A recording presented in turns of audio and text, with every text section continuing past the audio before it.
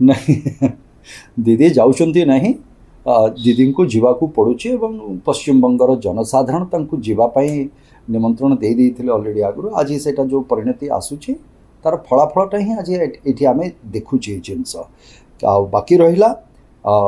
आमर भारतीय जनता पार्टी आज लीड रे अच्छी एवं बर्तमान तो बाहरी रिजल्ट जो बाहरी सार से आम कह आम संपूर्ण भाव में आम ये विजय लाभ करूँ कहीकि तेणुक ये जिनस संपूर्ण भाव में आम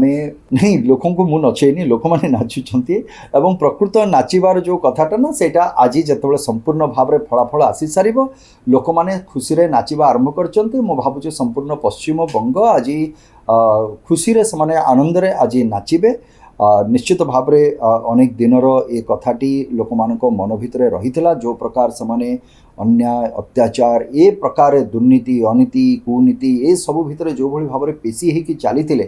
आज समस्ते से गोटे मुक्ति पाइकरी बड़ आश्वस्त हेबे मु भावुची आम समस्त भारतीय जनता पार्टी संपूर्ण भाव में सर्वोच्च नेतृत्व नहीं कि जे कार्यकर्ता पर्यंत समस्ते बहुत कष्ट करिसेंती किंतु ए संपूर्ण श्रेय पश्चिम बंगर प्रत्येकटी वोटर को प्रत्येकटी जनसाधारण को समान मत पाई जीव खाली ओडिया बोली कहले एटा भूल हम ओडिशावासी जो माने भी ओडिशार लोक से जगार जाइए अवस्थापित अनेक लोक अच्छा जो मैंने 30 वर्ष 40 वर्ष धरी से राज्य में अवस्थापित अनेक लोक अच्छा टीटागढ़ कहीकि गोटे जगह अच्छी जो जगार अनेक जूट मिल था से जगार 5-7 हजार ओडिशारू जाइए बसवास करथुवा लोक माने सेठी अछंती तेणुक लोक मानक भितरे जो असंतोष थिला से असंतोष को समाने व्यक्त करि पारु नथिले एवं प्रत्येक 5 वर्ष रे जो गणतंत्र कहा जाए जे जो गोटे समय आसे मत व्यक्त करबा पई एवं से मत व्यक्त करबा समय रे जदि आपण बल प्रयोग स्वरूप आपण जदि शासन कल को लगेकरी से मत व्यक्त करिवारो सेमानंकु माने व्याहत करा जाए से जिनस को सेटा तो सुस्थ गणतंत्र नुहे तेणुकरी आगुरु ये जिनसटा लोक मान क्षेत्र में हो पारुनथला सर्वसाधारण जनसाधारण क्षेत्र में यहाँ संभव हो पारुनथला जेहेतु जो सरकार वर्तमान तो भी अच्छी जाइनी से सरकार 5टा पर जना पड़ो फलाफल पर एवं सेटा किंतु वर्तमान जो माने टीएमसी रो सरकार जोटा अच्छी वर्तमान पश्चिम बंग में जो प्रकार कार्यकलाप चली आज इलेक्शन कमिशन भयमुक्त निर्वाचन फलाफल कहतु भारतीय जनता पार्टी चेष्टा सर्वोच्च नेतृत्व जो भली भाव में जो भली खरा जो भली गरम से जगार थिला से समय रे दिन राति एक करके समस्त परिश्रम करिसेंती तेणुकरी ये फलाफल एवं सर्वोपरि जनसाधारणकर जो भयमुक्त पश्चिम बंग दुर्नीति मुक्त पश्चिम बंग अधर्म मुक्त पश्चिम बंग ये सबूर फलाफल से विरुद्ध रे जाइए आज ये जो आपनकर मैंडेट देखुचंती ए मैंडेट आज आसी ए कथाटी को आपन टिके बारंबार ये जिनस को टिके आपनकर गणमाध्यम रे भी ये जिनस चलेबा दरकार जे ओडिशार लोक भी जो माने थिले से जगार ओडिशावासी जो माने थिले सेमानंकर भी एसआईआर रे कटिची ता अर्थ जो कथाटी कहा जाउची जे पर्टिकुलर गोटे धर्मर लोकों को काटी दिया गला बा इलेक्शन को आखिरे रखिकी पश्चिम बंगरे जो 90 लाख रु ऊर्ध्व लोकंकर जो एसआईआर रे कटिगला वोट एटा सत्य नुहे आमे निजे भी कथा हिचु एवं आमर जो ओडिया भाई माने जो माने भी ओडिशार भाई भौणी माने थिले से माने भी से कथा कहले आमर ओडिशा रे भी वोटर आईडी कार्ड थिला आमर पश्चिम बंग रे भी वोटर आईडी कार्ड थिला एबे से माने इच्छा प्रकाश करिसंती जे ओडिशार वोटर आईडी कार्ड को आमे कंटिन्यू करिवो एवं पश्चिम बंग टाको सने काटी दिचंती तेणुकरी जोटा as per the rule election commission रो जहाँ भी आमर रूल अच्छी प्रक्रियार निर्वाचन प्रक्रियार सांविधानिक प्रक्रियार तो ये प्रक्रिया को मानिबा एवं से जदि आमर रहुची बा कटुची तापर आपने प्रश्नवाची करदबा इलेक्शन कमिशन को एटा केते दूर युक्तियुक्त तो कथा होची जो माने अनुप्रवेशकारी एवं जदि आपण एसआईआर रो प्रक्रिया भितर जदि आपण माने जाइथिबे तार जदि अध्ययन करिथिबे अनेक कथा ता भितर रखा जाइछि अनेक प्रमाणपत्र प्रावधान रखा जाइछि आपण देखांतु प्रमाणपत्र जे नहीं भाई मु एठिकार लोक अच्छी मु भोट दबा पाई मु योग्य करंतु से जिनस को आप अनुप्रवेश करेंगे अनुप्रवेश कर सारा पर आप रे ଏବଂ ରହିଲା ପରେ ତୁଷ୍ଟିକୋଣର ରାଜନୀତିରେ ଆପଣମାନଙ୍କୁ ସବୁ ସୁବିଧା ମିଳିବ, ଅଥଚ ମୋର ଦେଶର ମୋ ରାଜ୍ୟର ଯେଉଁମାନେ ଅଧିବାସୀ ମୂଳ ଅଧିବାସୀ କେଉଁ ଜାତି ଧର୍ମ ବର୍ଣ୍ଣର ହୁଅନ୍ତୁ ସେମାନଙ୍କୁ ସେ ସୁବିଧା ମିଳିବନି। ଏଇଟା କେତେ ଦୂର ଯୁକ୍ତିଯୁକ୍ତ? ଏବଂ ଗୋଟିଏ ଧର୍ମର ବିଷୟରେ କୁହାଯାଉଛି, କିନ୍ତୁ ପଶ୍ଚିମବଙ୍ଗରେ ଯେତେ ସମୟ ମୁଁ ପ୍ରଚାର କରିକି ଆସିଛି ସେଇ ଧର୍ମର ଅନେକ ଲୋକ ସେମାନେ ବି ସନ୍ତୁଷ୍ଟ ନଥିଲେ। ଏଇ ଯେଉଁ ସରକାର ବର୍ତ୍ତମାନ ଯେଉଁଟା ଅଛି ତା ଉପରେ ବି ସେମାନେ ସନ୍ତୁଷ୍ଟ ନଥିଲେ, ସେମାନେ ଅସନ୍ତୁଷ୍ଟ ଥିଲେ। ଏବଂ ତାର ପରିଣାମ ହେଉଛି ଯେତେବେଳେ ଆକଳନ ଆପଣମାନେ ଏକ୍ଜିଟ୍ ପୋଲ୍ରେ କହୁଥିଲେ, ଯେତେବେଳେ ଏକ୍ଜିଟ୍ ପୋଲ୍ର କଥା ଅନେକ ଭୟଭୀତ ହେଇକି ଥିଲେ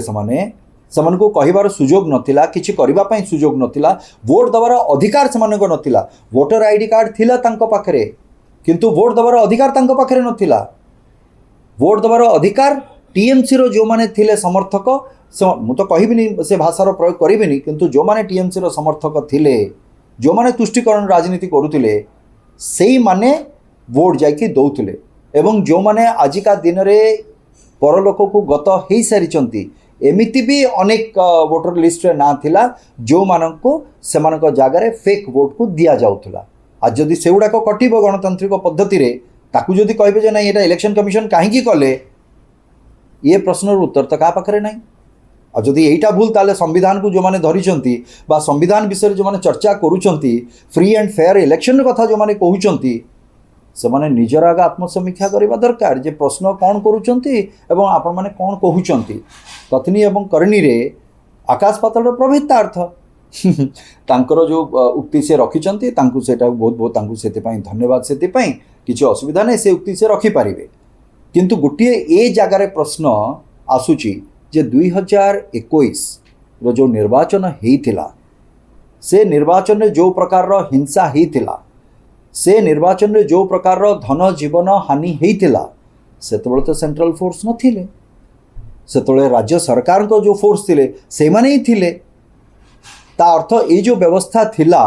ସେ ବ୍ୟବସ୍ଥାରେ ପୁଣି ଥରେ 2021ରେ ଯାହା ହେଇଥିଲା ତାର ପୁଣି ରିପିଟେସନ୍ 2026ରେ କରିବାକୁ ଚାହୁଁଥିଲେ ଯେ କେହି ସେଣ୍ଟ୍ରାଲ ଫୋର୍ସ ଆସିବେନି, କେହି ଆସିବେନି,